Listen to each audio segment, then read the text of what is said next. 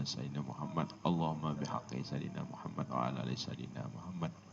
Lillahi bi rasulillahi wa la hawla wa la quwata illa billahil aliyil azim. Bismillahirrahmanirrahim.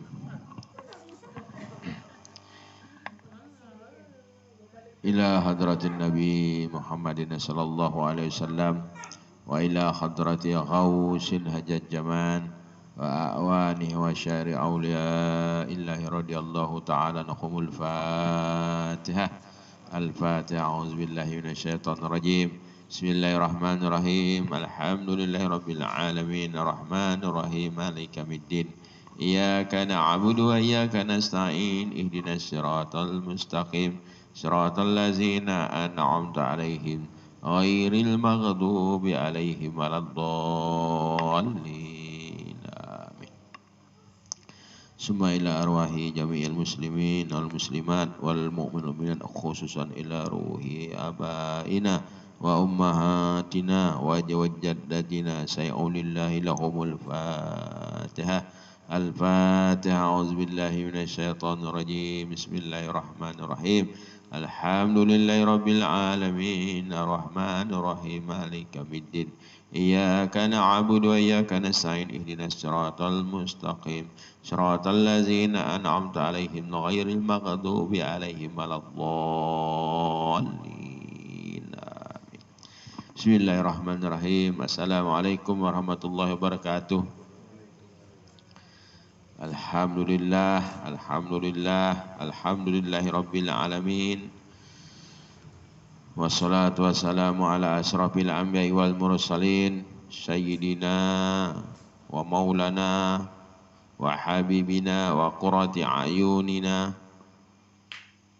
Muhammadin sallallahu alaihi wasallam wa ala alihi wa azwajihi wa zurriyyatihi wa auladihi. Amma ba'du. Subhanaka la ilma lana illa ma 'allamtana innaka antal alimul hakim wa la haula wa la quwata illa billahil aliyil azim. Allahumma fahim qalbi ilman nafi'a fahman nabiyyin wa hijjul mursalin wa ilhamal malaikatil muqarrabin bi rahmatika ya arhamar rahimin.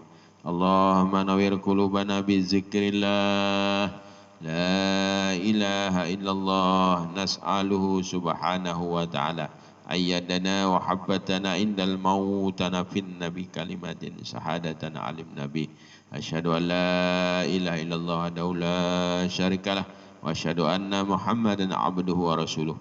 Shadaqallahul azim wa sadaqa rasul bi kitabihil karim. Alhamdulillah, segala dan puji syukur mari kita aturkan kehadirat Allah Subhanahu wa taala atas karunia, atas anugerah nikmat yang diberikannya kepada kita hingga detik ini, hingga saat ini, hingga malam ini kita masih mendapatkan curahan rahmat daripada Allah Subhanahu wa taala, nikmat yang begitu besar, nikmat iman, nikmat Islam, nikmat kesehatan dan kesempatan sehingga kita bisa melanjutkan malam hari ini majelis zikir, selawat, doa dan taklim. Mudah-mudahan ampunan dan ridha Allah senantiasa tercurah buat kita semua, amin ya rabbal alamin. Selawat dan salam pun tak luput mari kita haturkan kehadirat junjungan Nabi kita, Nabi besar Nabi Muhammad sallallahu alaihi wasallam beserta seluruh sahabatnya, seluruh keluarganya dan seluruh zuriat dan seluruh pengikutnya ila yaumil qiyamah kelak. Mudah-mudahan di yaumil qiyamah nanti kita diizinkan oleh Allah SWT untuk mendapatkan syafaat kubra daripada syafaat Rasulullah sallallahu alaihi wasallam. Allahumma bihaqqi sayyidina Muhammad wa ala ali sayyidina Muhammad. Alhamdulillah, para muhibbin yang dirahmati Allah SWT, malam hari ini kita membahas tentang ilmu, ya. Karena kurikulum kita tidak lepas daripada satu ilmu fikih, ya, yang berurusan untuk menyempurnakan, untuk memperbaiki yang jasad, dan ilmu tarekat, yaitu ilmu yang membicarakan masalah hati untuk membersihkan hati. Dan yang ketiga adalah ilmu hakikat, yaitu ilmu tauhid, yaitu untuk menyempurnakan syirullah. Ya, malam hari ini kita bicara tentang hati.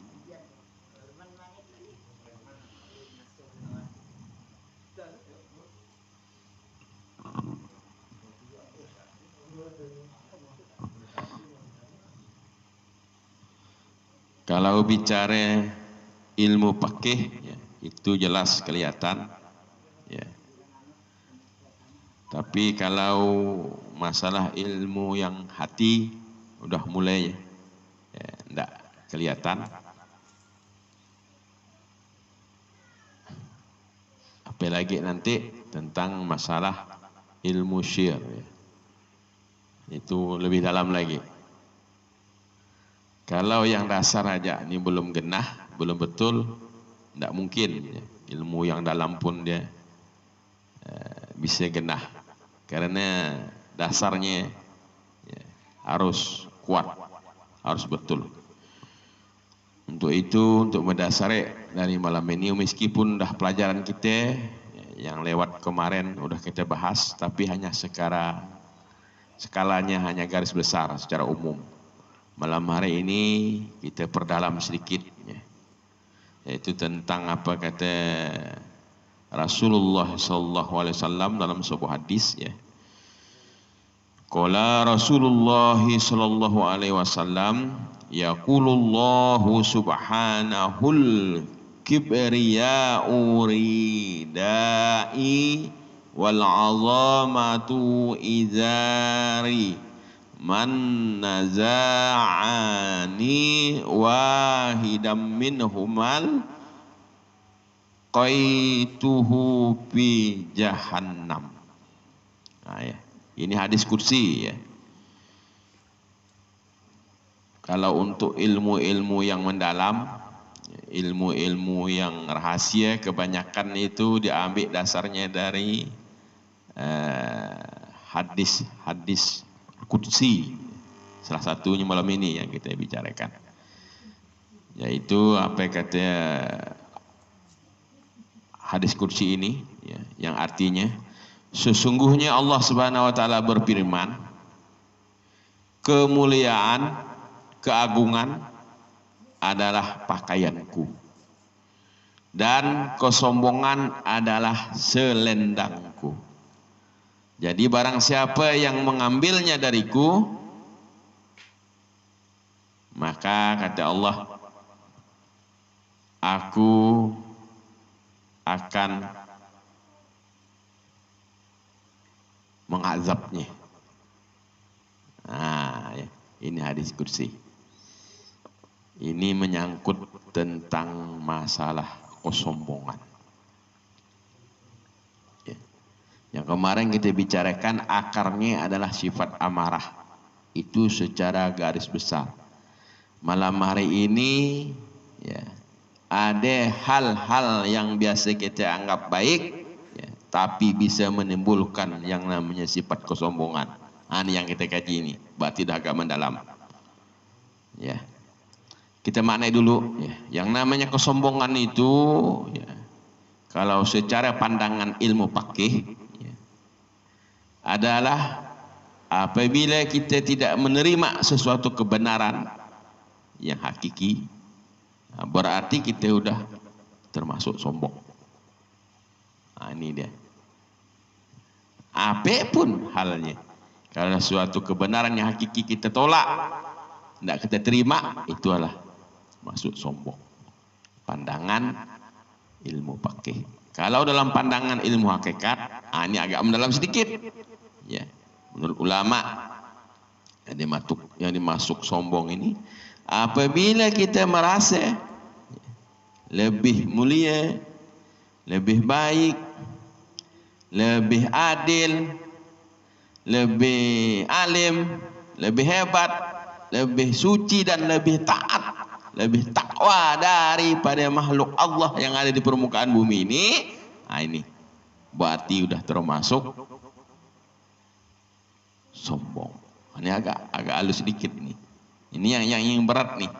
Nah, yang namanya sifat kesombongan ini kalau bahasa Quran tuh kibir namanya, ataupun takabur. Kalau bahasa kitab ini ya. Ya, bisa siapa saja aja bisa didatanginya. Nah, siapa aja bisa didatanginya. Bahkan kalau menurut kitab itu ya, yang paling cepat hembusannya, nah, yang cepat didatanginya, yang menyebabkan itu kesombongan itu timbul itu satu adalah orang-orang yang berilmu. Nah, kalau udah orang-orang itu berilmu, apa ya, kitabnya banyak, belemari kitabnya, ya, yang namanya berilmu ini kan lebih berarti, nah itu mudah untuk dihembuskan yang namanya tadi takbur ataupun kesombongan. Kalau udah gitu udah pasti deh perasaannya itu, kalau kita dah merasa berilmu itu pasti perasaan kita itu minta dihargai, minta dihormati. Nah, itu kan tidak kelihatan, nampak enggak itu? Nah, itu termasuk takabur, karena merasa tadi lebih daripada orang lain. Ah, sehingga minta hormat deh. Duduk nanti pun tidak mau nak di tempat-tempat yang tidak ada alasnya, mau yang di alasnya, mau disediakan.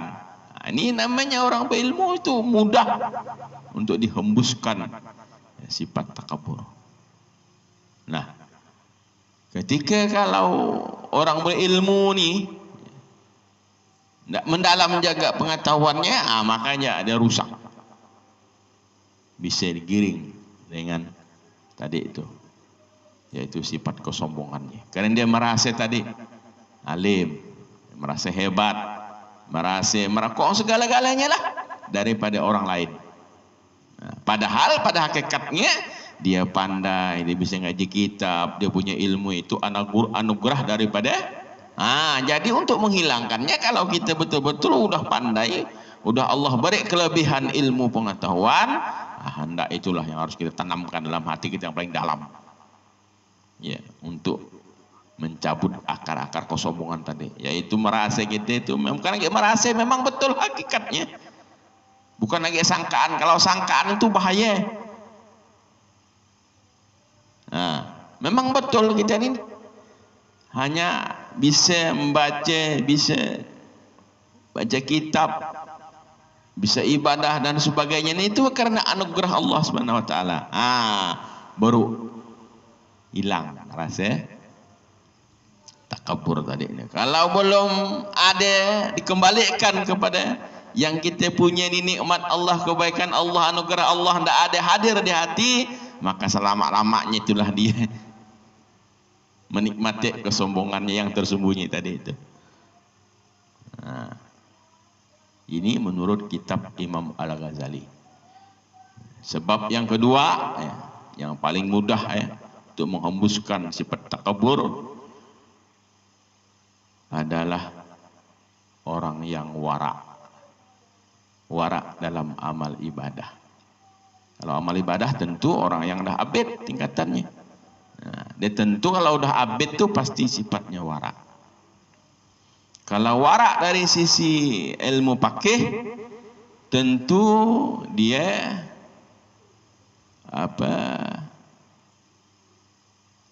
bisa mewanti-wanti.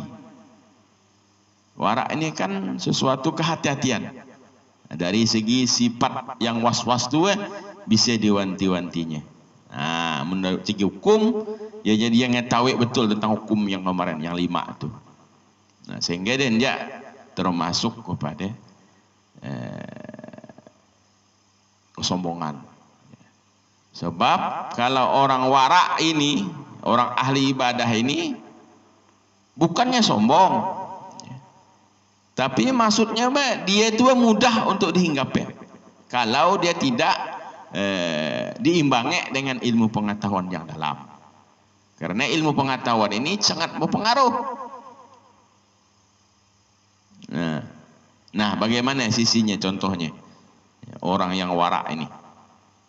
Contohnya, karena kan berhati-hati. Ini tadi kalau masalah najis kemarin jelas kelihatan. Ya kan? Ilmunya pun jelas. Syarat ketentuannya pun jelas. Ini warak. Nah, kalau dalam bahasa hati ini agak sulit. Ya. Contohnya begini.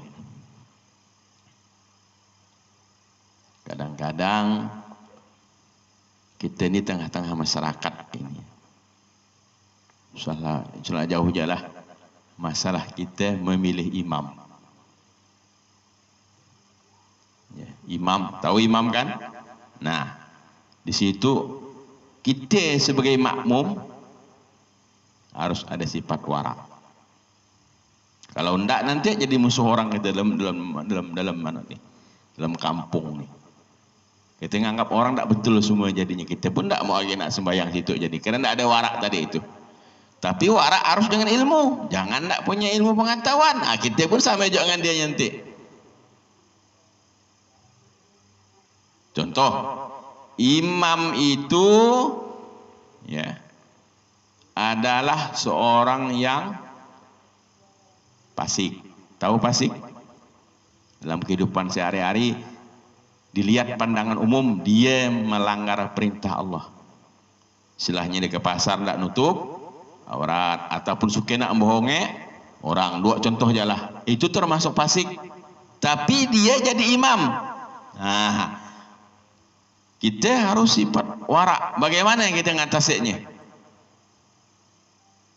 Kalau kita merasa lebih, merasa adil, merasa pandai, walaupun kita sembahyang berjamaah di situ, dah belum dikatakan kita warak. Enggak, kita ilmunya yang perlu.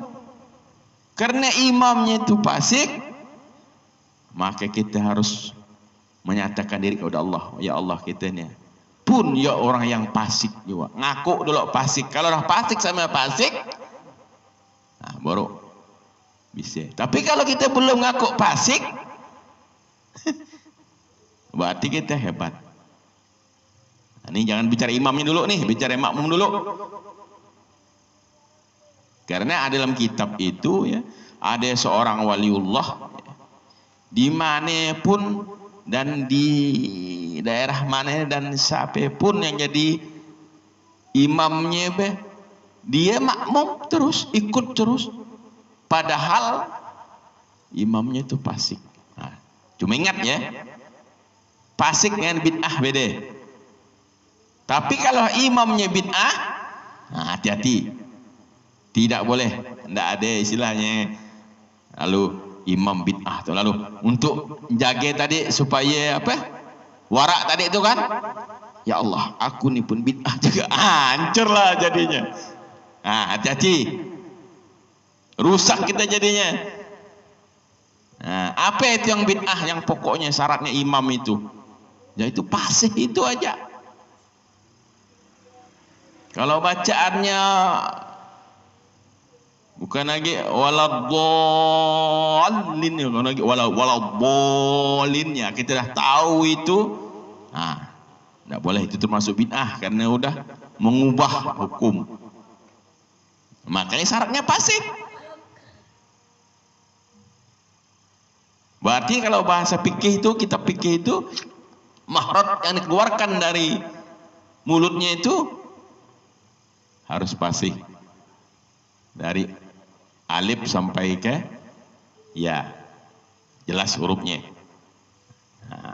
Yang kedua, dia paham hukum.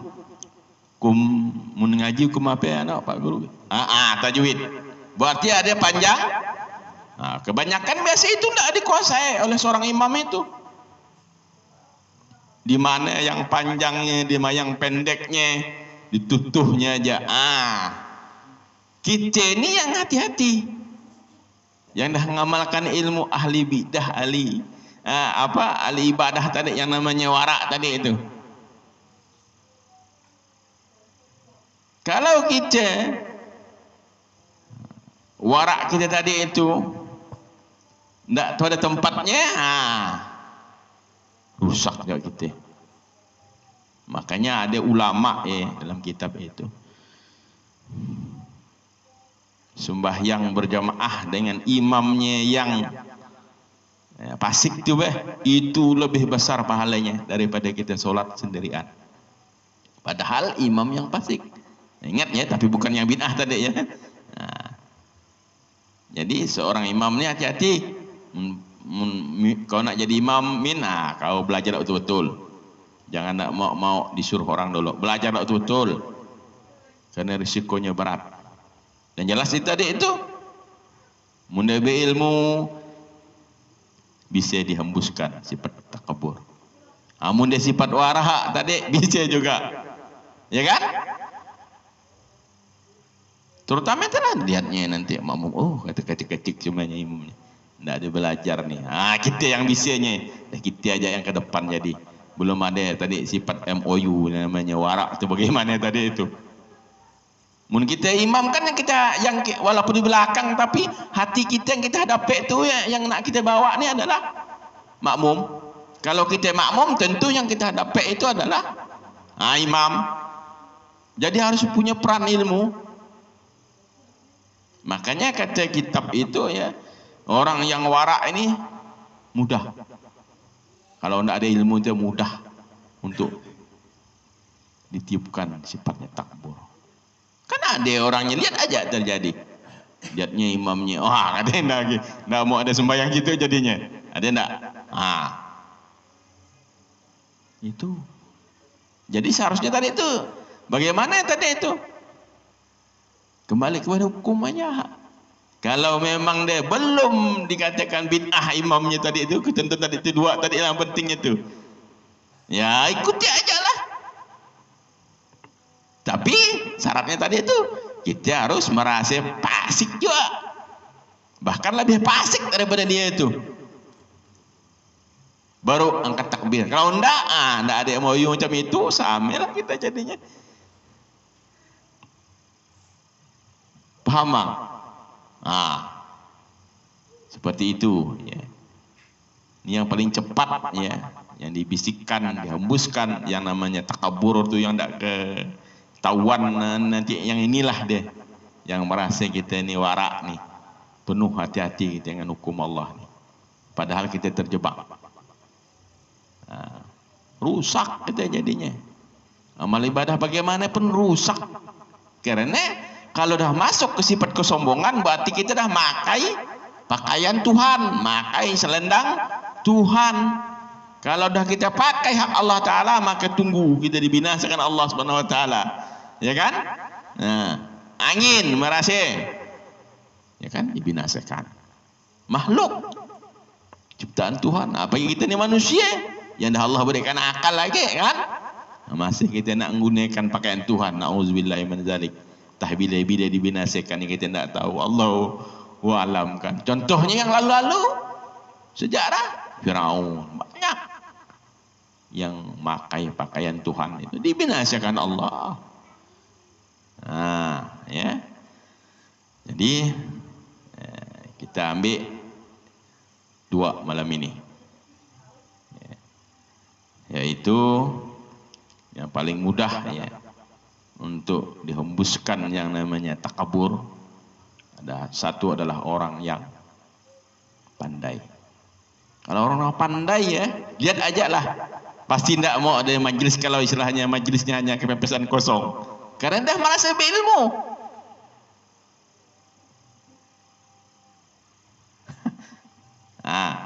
Itu tanpa kita sadari, itu kita koreksi hati kita. Makanya dalam kitab itu ya, Junaidi Al-Baghdadi itu, orang ahli hakikat itu, dia tetap tertanam dalam hatinya, dia merasa yang paling hina, yang paling bodoh yang paling bahasa kita pakir lah di antara makhluk-makhluk Allah itu. Padahal dia seorang wali. Nah, bayangkan. Nah, yang ada rasa bukan perbuatan dia lain. Ini masalah hati. Nah, jangan salah ya. Masalah warak ini hati-hati. Karena biasa saya beri gambaran cerita. Karena kita ni orang yang hina katanya kan. Lalu ngambil kesimpulan akhirnya mandikan tai. Nah, supaya tadi itu munibarat pasik sama-sama. Nah, seperti itu. Tapi salah tempatnya.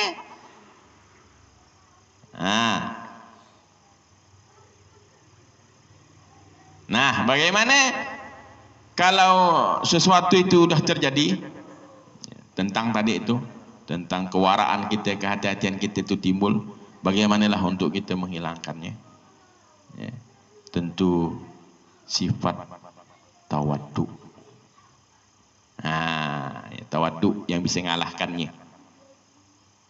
Kalau warak itu, warak yang tadi itu yang tidak berilmu itu, nah, yang bisa menumbuhkan yang namanya kesombongan itu, yaitu dengan tawaddu. Tawaddu itulah merendahkan diri. Jadi bukan hanya kita merasa rendah, merasa hina di hadapan hamba-hamba Allah, tapi di hadapan makhluk-makhluk Allah. Kalau orang sufi itu bukan dia nyebut hamba-hamba Allah, makhluk Allah. Kalau makhluk Allah ini kan luas.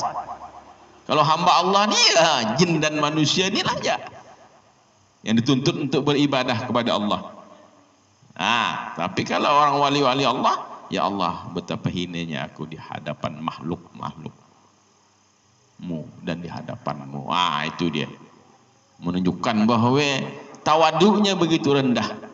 Inti tawaduk itu menyadari bahwa diri ini memang tidak ada daya dan upaya kecuali dalam kebaikan Allah, yaitu dalam mendapatkan anugerah Allah. Inilah intinya seperti itu yang harus kita sadari betul. Kalau itu tidak tertanam, maka mudah yang namanya sifat kesombongan itu akan muncul. Walaupun kita berjalan tidak tolak pinggang tidak, tapi hati kita, nah, karena hal-hal tadi itu, ya kan? Nah, usah jauh masalah imam aja lah. Sampai sembahyang sorang-sorang nanti ke rumah air tidak mau nengok imam itu pasik. Nah, padahal baru sebatas pasik.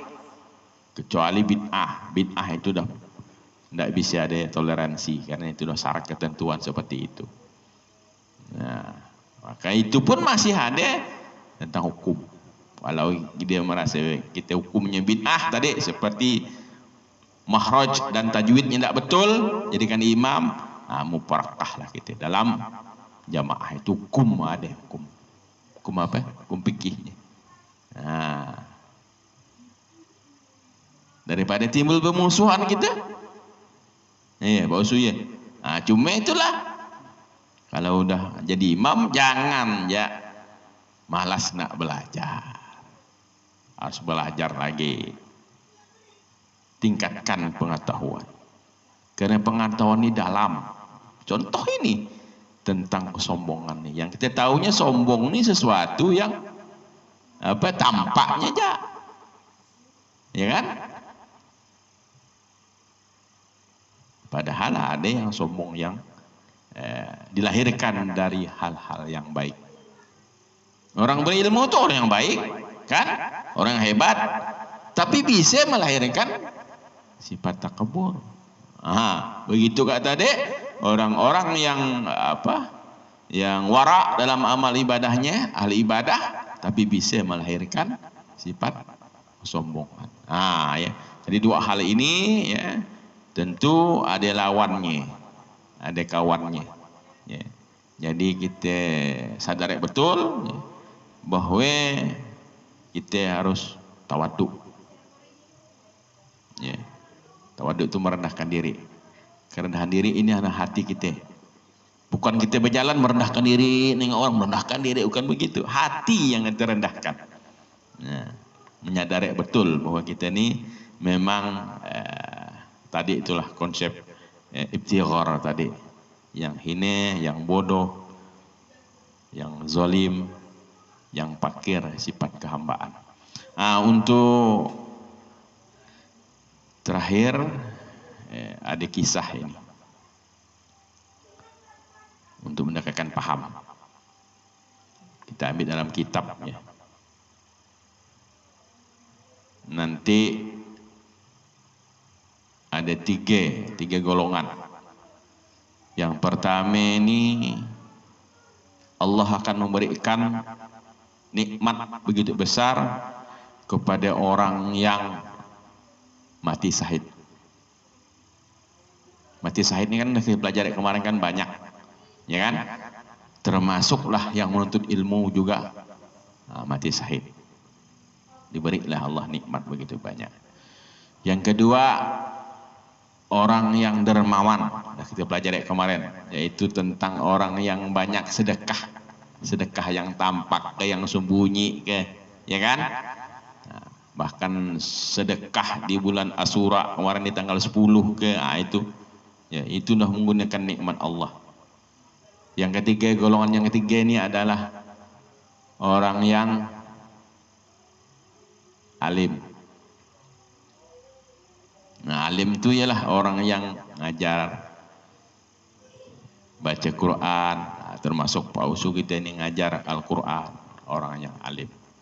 Nah, ketika di yaumil akhir nanti, ketika dimatikan, ketiga golongan ini ya, dipanggil, tiga orang tadi dipanggil oleh Allah Subhanahu Wa Taala. Jadi ndaan lagi dalam bahasa hadis itu ndaan lagi malaikat, langsung Allah Taala. Yang pertama dipanggil kepada orang yang mati syahid. Bagaimana katanya tentang nikmat yang kau berikan? Udah digunakan ya Allah katanya dengan semestinya. Berarti ini mudah dengan semestinya berarti matinya mati syahid. Apa kata Allah? Apa dusta? Bayangkan dusta. Kata Allah Taala dalam kitab tu dusta. Berarti kan kalau dusta berarti bohong. Apa kata Allah? Ada sifat kesombongan tadinya. Kau nak mati itu katanya bukan karena aku nak jadi pahlawan tadi ini, supaya diakui oleh orang dia itu hebat, diakui oleh orang pahlawan, jago istilahnya. Jadi lillahi ta'alanya itu hilang. Cuma minta puji kita supaya matinya mati berjuang. Ya. Jadi bisa mati saya. Istilahnya makanya pelajaran kita kemarin ingat betul bahwa Allah yang pertama melihat kepada hambanya itu adalah dalam hatinya dulu, niatnya itu. Barulah amal perbuatan itu harus dipegang betul itu. Supaya meluruskan tadi itu niat itu. Jangan timbul kesombongan, karena kesombongan tadi itu bisa dilahirkan dari orang-orang yang alim, orang yang wara, orang yang ahli ibadah. Berarti tidak mendapatkan yang namanya pahalanya tadi ke surga, tidak ada. Lalu dibawalah ke neraka, disuruh malaikat giring ke neraka. Bayangkan. Yang kedua lagi dipanggil lagi yang namanya orang yang alim, yang ngajar ngaji, yang ngajar kitab, ngajar agama itu, ya kan? Dipanggil, ya, ditanyakan bagaimana nikmatnya dah kuberikan dengan kau, bagaimana menggunakannya. Udah digunakan dengan semestinya bahasa kita lah. Tapi apa kata Allah? Sami seperti tadi, bohong, dusta kau, kata Allah Taala. Karena apa? Karena dia tadi itu nak jadi orang alim, jadi ilmu itu merasa hebat daripada yang lain. Akhirnya dia menuntut haknya, minta diagungkan, minta dimuliakan, minta dipuji. Jadi tidak ada lillahi ta'alanya itu hanya di mulut aja. Akhirnya tidak juga mendapatkan tadi pahala yang diberikan, dijanjikan Allah Ta'ala, disuruh seret juga ke neraka. Yang terakhir nih orang yang dermawan, orang banyak harta yang sedekah nih. Padahal dalam bahasa hadis nih ya, sedekah itu salah satu cara untuk meredam yang namanya kemurkaan Allah Subhanahu wa taala. Cuma sedekah itu ada syarat ketentuan yang perlu kita ketahui. Kalau memang untuk meredam kemurkaan Allah taala. Kalau hanya bahasa fikih, sedekah itu untuk mendapatkan nilai yang lebih banyak. Kalau yang bahasa hakikat ini lain. Sedekah ini untuk meredam kemurkaan Allah. Tapi sama-sama punya syarat ketentuan yang mesti berlaku. Sehingga ditanya pun jawabannya sama, benar katanya, betul aku dah gunakan nikmatmu dengan begitu baik, tapi apa kata Allah, dusta. Rupanya dia sedekah tadi sama aja, supaya dia diakui, ya, supaya dia dikatakan orang yang dermawan. Akhirnya tidak mendapatkan janji Tuhan tadi yang nak masuk ke surga, akhirnya diseret ke neraka. Inilah ya. Jadi kita harus berhati-hati, harus kita lihat ya. Makanya kesadaran untuk menyatakan diri kita ini memang mendapatkan kebaikan Allah ini perlu sekali, perlu tertanam. Supaya tadi itulah, kalau ada hal bibit-bibit yang api-api yang kecil itu untuk menimbulkan yang sifatnya kesombongan, sifat takabur, sifat ujub dan sebagainya itu dah kita deteksi, dah tahu kita. Kalau kita tidak belajar, iyalah ya. Dalam hal taat itu orang berilmu, orang taat masih bisa ya, dimasuki oleh sifat takabur. Orang yang berilmu, orang yang wara, orang yang ahli ibadah masih bisa dimasuki oleh sifat-sifat takabur. Kalau takabur jahir sih orang tak mungkin lah tahu dia bahwa dia sombong, pasti dikatakan orang katanya sombong dia itu. Tapi kalau takabur yang ada dalam hati, ini yang orang pun tak tahu, bahkan kita kadang-kadang pun tak tahu karena keterbatasan ilmu pengetahuan kita. Karena iman dan amal itu senantiasa ya, berdampingan dengan ilmu pengetahuan. Semakin ilmu pengetahuannya semakin dalam, maka imannya semakin tinggi dan amalnya pun semakin berkualitas. Inilah yang dapat disampaikan ya, atas berbagai macam kekurangan. Saya mohon untuk dimaafkan, dan atas perhatiannya saya akhiri dengan wabillahi taufik wal hidayah waridha wal inayah. Wassalamualaikum warahmatullahi wabarakatuh. Untuk selanjutnya yaitu kita zikir, selawat dan doa. Sebelum kita masuk ke zikir, mari kita merendahkan hati sejenak.